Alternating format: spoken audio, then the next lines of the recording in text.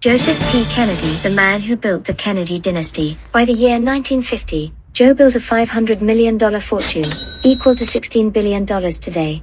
By 1960, the Kennedy family had more power and wealth than any family in American history, all by Joe's design. So how did he accomplish this? Joe was born into an upper middle class family.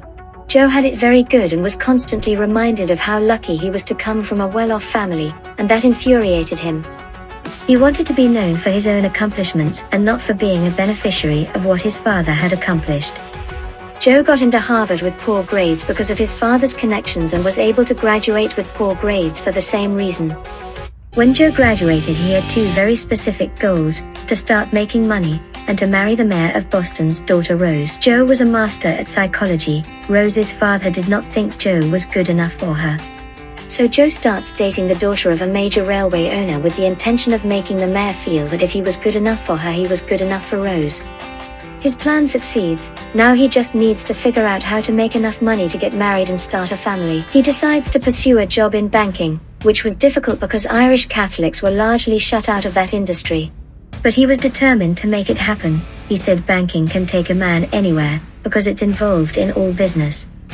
He was not able to get a job at a bank, but he was able to get a job as a state bank examiner.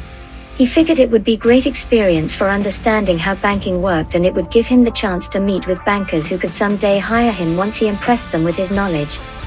He obsessed over learning everything he could about finance and banking during this time and learned exactly how banks operate. Just 1 year after starting this job, he learned that a small bank in which his father owned a share of was about to undergo a hostile takeover. When he heard about this, he quit his job and started borrowing money from everyone he knew and used it to buy shares in this bank. That, combined with his father's shares, made him a majority shareholder of the Columbia Trust Bank. He then appointed himself president of the bank, married Rose at age 25 in the year 1914, and started having kids right away. Owning this bank was a large part of Joe's wealth-building strategy because he was able to borrow money from the bank to buy stocks and real estate. Additionally, he was able to borrow money against his stocks and real estate using them as collateral. This formula worked great, until a German U-boat sunk the Lusitania ship, which crashed the US stock market because of the expectation that the US would be forced into World War I in 1915. Joe lost all of the gains he had made, but it made him much smarter. In 1917, Joe had a much bigger problem. He was eligible to be drafted, and he wanted no part of going to war. He came really close to getting drafted, but with a lot of effort and favor asking, he was able to get an industrial exemption by getting a job at a Navy shipbuilding yard as an assistant GM. When the war was over, Joe became an investment banker at a company called Hayden Stone. He was making good money, but nothing close to what he wanted. He quickly realized that the way to make big money was to own a company that gets acquired by a larger company. To do that, he needed an edge. He had to become an expert in a specific field. His bosses, Hayden and Stone, did this with oil and steel companies. Joe saw a coming gold rush in the movie industry. First, he started purchasing small local theaters with little success. In 1923, he decides it's time to be his own boss and starts his own banking business where he was a money manager. Joe did very well for himself, friends, family and clients. By 1926, he made himself $2 million. He decides now is the time to get into the movie business in a serious way. Joe buys a large film company called FBO, Film Booking Offices of America, for $1 million and moves to Hollywood to run the business.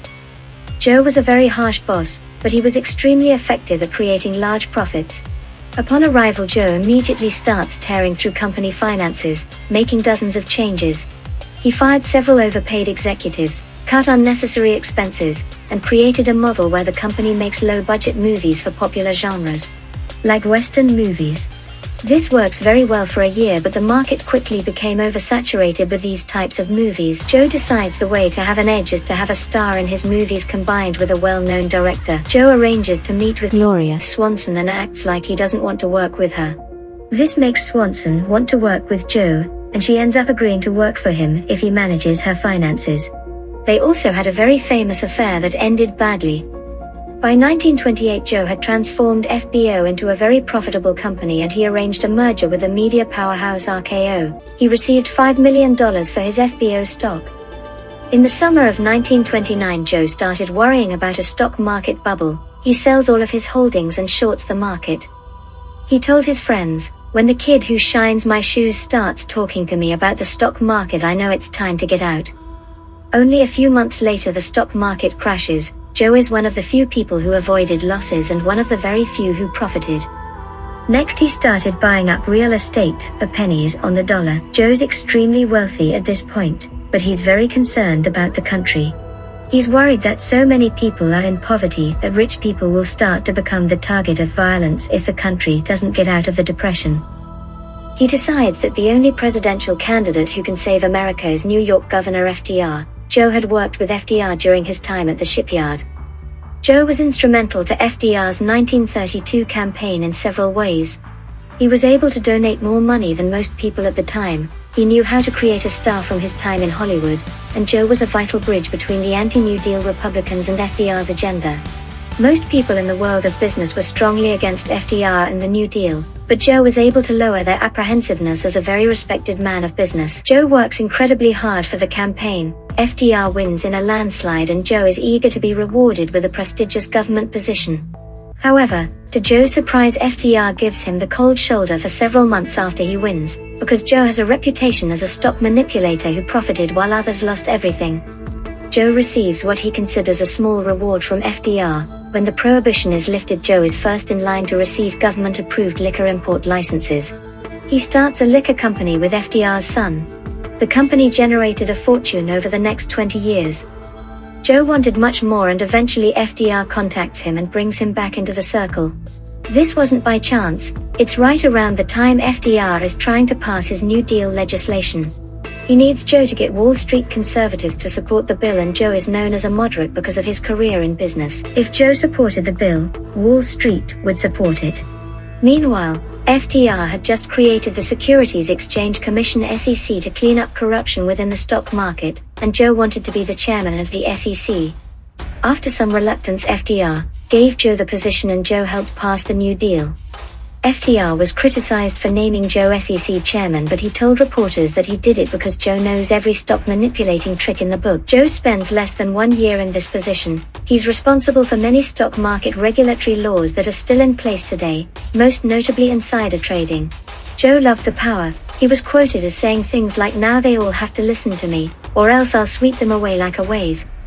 Around this time, Joe started forming a close relationship with Arthur Kroc, who was a writer for the New York Times and the chief correspondent for Washington.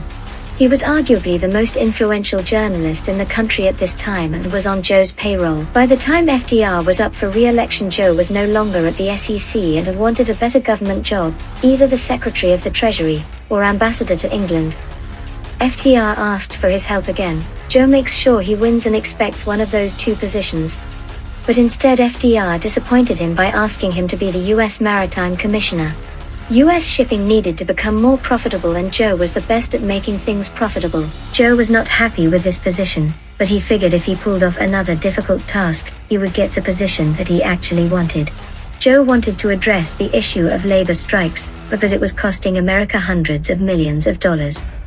The next time a strike occurred, Joe used it as an opportunity to make a very public point, instructed the ship captain to tell the strikers that they would be placed under arrest if they continued this behavior, and that if they still refused to have them replaced. Over $700 million had been lost the year prior due to maritime union strikes.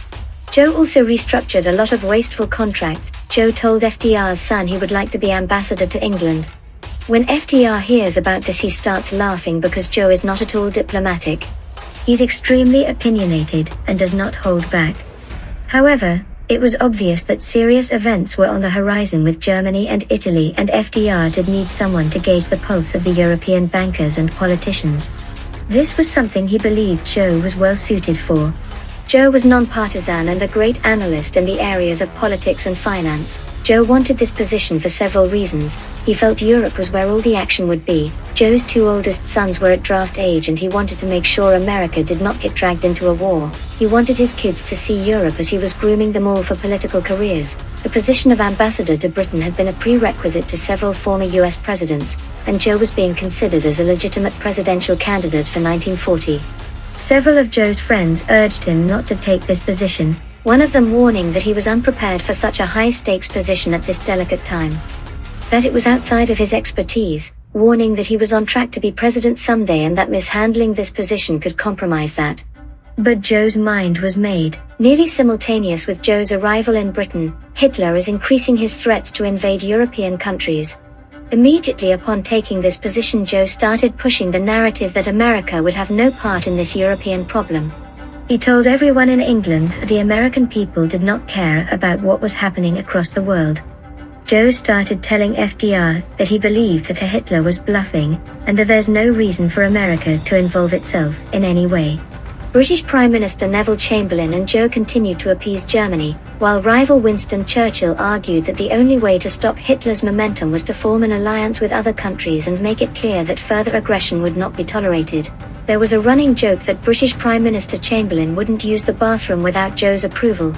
Joe and Chamberlain were in an appeasement frenzy with Hitler, but it was not working.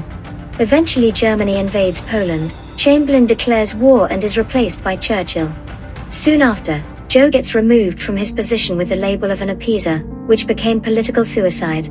Joe's anti-intervention attitude put a definitive end to his aspirations of being president, and he left his Britain post in shame. But Joe was always quick to move on to the next goal after a failure, when a friend wrote him a letter saying he's sorry for what happened. Joe's response was, "These days, I'm much more interested in what Joe Jr. will be doing in a few years." Joe had always planned a great political career for his favorite child, but once America enters the war, Joe's biggest fear comes true. His two oldest sons eagerly sign up for the Navy. Joe was horrified by this, but he was not able to stop them. Joe Jr. was a highly respected pilot and Jack was the captain of a PT boat. Jack became an accidental war hero when a Japanese boat crashed into his boat and he led his crew to shore.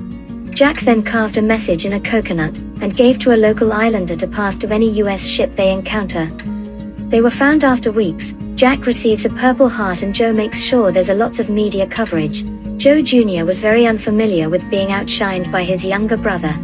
So he starts requesting the riskiest missions possible and gets assigned a mission where he has to fly a plane loaded with explosives to a German bunker and eject from the plane, letting it crash into the bunker. But due to bad wiring, the plane explodes in mid-air prior to Joe Jr. ejecting, killing him. Joe Sr. was devastated by this and depressed for years. Joe's favorite daughter also dies in a plane crash shortly after. Many of his close friends say he was never completely the same again. He finally pulls himself together and says to his son Jack, "Joe's dead, so you have to run for Congress now." Jack is thrilled because he always wanted his father's attention and now he had all of it. Joe was going to put 100% of his time, money, and energy into Jack's political career. Jack ran for the Massachusetts 11th District. The seat was only available because Joe offered to help the incumbent run for mayor of Boston. In 1946, Joe buys the Chicago Merchandise Mart. It was one of the largest buildings in the world and it was the major funding source for JFK's political campaigns. Jack turns out to be a gifted politician right away. After he wins his congressional election, Joe says, "With all the money I spent on that campaign, I could have gotten my damn chauffeur elected." Jack spends 6 years in Congress with Joe carefully crafting his public image behind the scenes. Next they decide to run for the Massachusetts Senate seat. Nobody expected Jack to win this race. His opponent was the incumbent Henry Cabot Lodge. He came from a wealthy family, was good-looking, and spoke better than Jack. Joe was the only one who believed Jack could win the Senate race and he was the only reason Jack believed he could win. Joe reviewed Jack's speeches with him every day. Joe would often scream at the many teams of people working on the campaign, telling them they aren't doing good enough. Joe was using all sorts of advanced methods of campaigning like polling and advertising. The entire family campaigned 18 hours per day and won by a slim margin. In 1960 they decide it's time to take their shot at the presidency. Joe says, "I don't care if I have to spend every dollar I have to get Jack elected president." But he also tells Jack, "Don't spend a dollar more than necessary. I'm not going to pay for a blowout." Political opponents called JFK's 1960 presidential campaign the most highly financed and extravagant in the history of politics. Joe knew exactly how to create a star from his days in Hollywood. He used those tactics to make FDR a star, and he was doing the same thing for Jack now.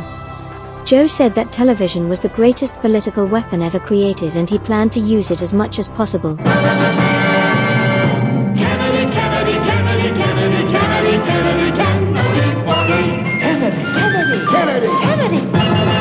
Do you want a man for president who's seasoned through and through, but not so doggone seasoned that he won't try something new. A man who's old enough to know and young enough to do. Well, it's up to you, it's up to you, it's strictly up to you.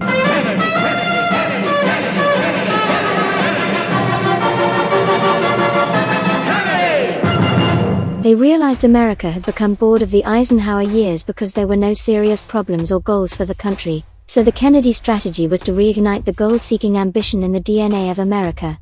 Joe micromanaged every last detail of Jack's appearance. Joe exerts more energy than ever before in his life to get Jack elected president. People who knew Joe closely said all Joe needed was a phone and he would get more accomplished in one day than 10 people could in a week. They said it was like watching a professional musician play an instrument. Joe was worried about winning Illinois, so he arranges a meeting with Chicago crime boss Sam Giancana. They meet in a judge's office because FBI wiretaps are not allowed there. They make an agreement that if the Chicago mob helps Kennedy win Illinois, that Joe would get his son Bobby to stop pursuing them. Once JFK is elected president, Joe tells him to appoint Bobby as Attorney General, and JFK reluctantly listens to him. And so, my fellow Americans, ask not what your country can do for you, ask what you can do for your country. My fellow citizens of the world, ask not what America will do for you, but what together we can do for the freedom of man. Joe had officially put his sons the two most powerful positions in the world, while being one of the 5 wealthiest men in America.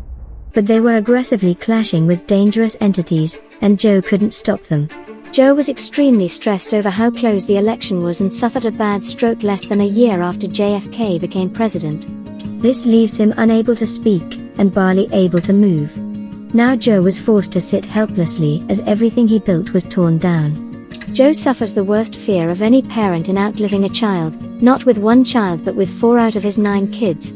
Joe Jr. in the war, Kathleen in a plane crash, JFK and RFK from assassination. Joe finally dies shortly after RFK is assassinated in 1968. A quote by a Kennedy family friend says it best: "The life of Joe Kennedy, out-Hamleted, Hamlet."